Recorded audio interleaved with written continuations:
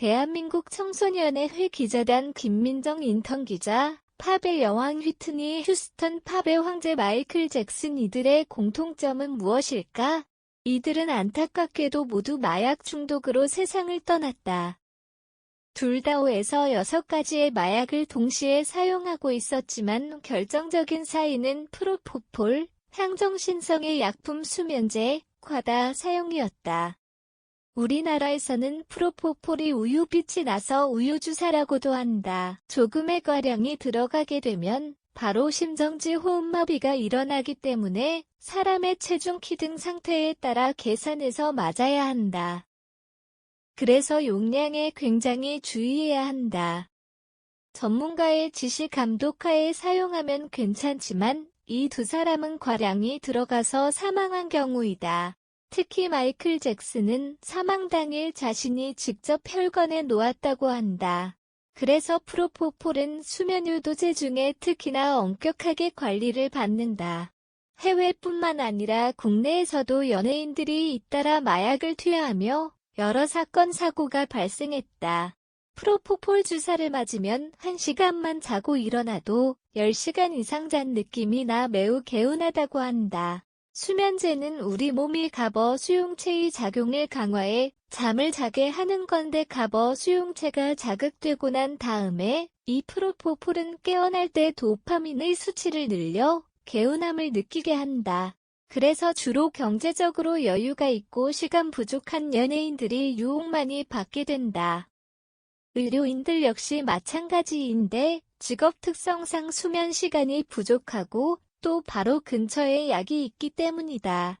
마약은 그 쾌감이 그리워서 다시 찾는 것이 아니라 안 하면 몸이 매우 아파서 어쩔 수 없이 계속 찾게 된다고 한다. 그렇다면 마약을 사용하면 왜 문제가 될까? 우리나라는 비교적 마약 청정 국가라고 볼 수 있다.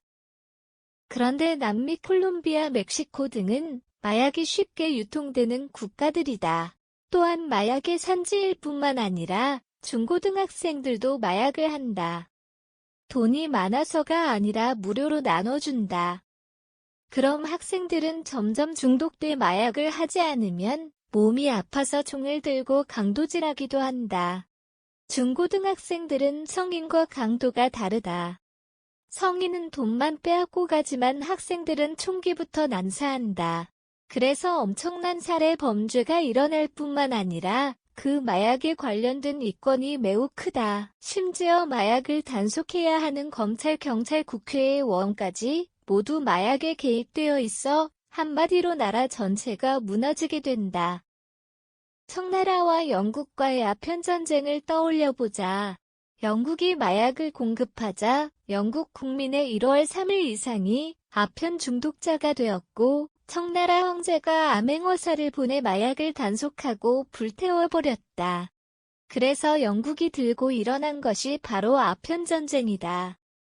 당시 총이 쥐면서 홍콩을 100년간 빼앗겼는데 그 후 세계에서 마약 사범을 가장 엄격하게 처벌하는 국가가 바로 중국이 되었다. 마약으로 개인의 몸이 망가지고 건강이 나빠지는 것은 사실 국가에서 신경도 쓰지 않는다. 하지만 국가마다 엄격하게 처벌하는 이유는 마약으로 인해 일어나는 각종 부정부패 등으로 인해 결국엔 나라가 망하기 때문이다. 만약 술이 20세기에만 발견되었다면 마약으로 분류될 물질이었다. 술 취한 사람의 행동은 마약을 한 사람과 크게 다르지 않다.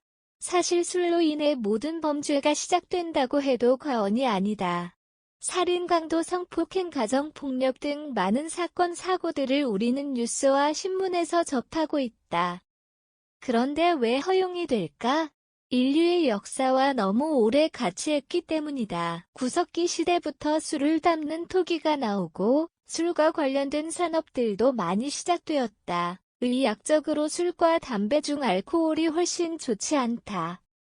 그리고 우리 몸을 망가뜨리는 것은 둘이 똑같다. 담배는 폐, 술은 간. 그런데 알코올은 결정적으로 우리의 뇌, 정신을 망가뜨린다. 주사를 부리고 사고를 친다.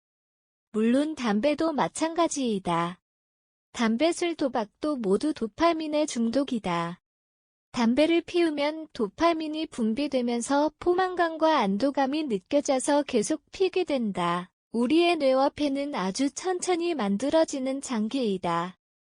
그러므로 어린 나이부터 담배를 피우면 폐가 완성되기도 전에 망가져 폐암이나 폐질환에 걸릴 확률이 수백 배 높다.